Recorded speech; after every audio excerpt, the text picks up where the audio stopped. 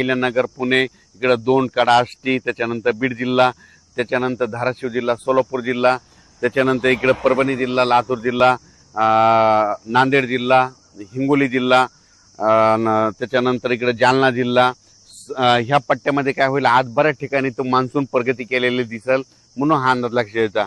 आज मात्र संपूर्ण महाराष्ट्रभर जाणार नाही, फक्त आज मात्र काय होईल माहिती आहे का, की मध्ये आज सुरुवात झालेली आहे, तर तसं तर रात्रीच बऱ्याच ठिकाणी पाऊस सुरू झालेला आहे.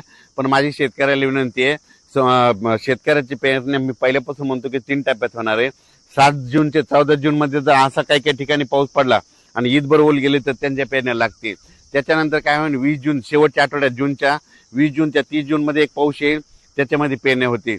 आणि त्याच्यानंतर त्याच्यातून जर काही शेतकरी उरले तर 10 जुलै ते 15 जुलैमध्ये पाऊस येणार आहे आणि त्याच्या शेतकऱ्याच्या पेरण्या होणार आहेत, म्हणून हा अंदाज लक्षात. अचानक वातावरण बदल झाला, मान्सूनचा पाऊस आहे. तुम्हाला सांगतो की लातूर जिल्हा एक त्यांच्या पेरण्या लागतील, कारण की काल देखील खूप पडला आणि आणखी तिकडे देखील आहे.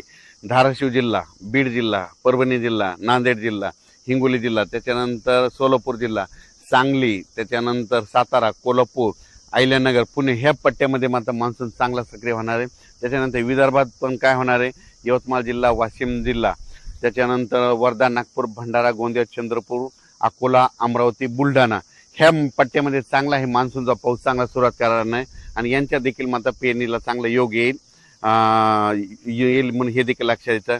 काल देखील तुम्हाला सांगू इच्छितो की मी धूळ पेरणी केली होती कापसाची, ट्रॅक्टरद्वारे कापस पेरला आणि मला माहित होतं आमच्या गावाला पाऊस येणार आहे आणि ते पडला देखील पाऊस. आणि आज आणि उद्या पडला की झाला आमचा कापूस निघतं, ते निघाल्याच्या नंतर त्याचा देखील मी व्हिडिओ करणार आहे म्हणून हे लक्षात घेतं, हे सांगू इच्छितो. आणि शेतकऱ्याला परत सांगू इच्छितो की शेतकऱ्याच्या पहिल्यापासून म्हणतो की 3 टप्प्यामध्ये पेरणी होणार आहे. एक पहिला 7 जून ते 14 जूनच्या दरम्यान जिथे जास्त पडेल त्यांच्या पेरण्या ईदभर ओल केली त्यांच्या पेरण्या सुरू होतील. 20 जून ते 30 मध्ये एक पाऊस पडणार आहे, त्यांच्या परत एकदा लागते. आणि त्याच्यातून जर काही शेतकरी उरले तर 10 जुलै ते 15 जुलैमध्ये एक पाऊस येणार आहे, त्याच्यामध्ये पाऊस पडेल आणि त्याच्यामध्ये पेरण्या होती. पण यावर्षी चांगला पाऊस आहे, सरासरी इतका आहे. दररोज म्हणजे काय होणार आहे, मान्सून तळ कोकणातून सक्रिय होणार आहे आणि तसा तो पुढं सरकत येणार आहे, म्हणून हा अंदाज राज्यातल्या सर्व शेतकऱ्यांनी लक्षात घ्यायचा. हा जो पाऊस आहे 7 तारखेला सगळीकडे जाणार नाही, काय होईल 8ला थोडा पुढं सरकत, 9ला पुढं, असा करत करत 14 तारखेपर्यंत तो महाराष्ट्राचा बऱ्याच भागामध्ये कव्हर करणार आहे, म्हणून हा अंदाज लक्षात घ्या.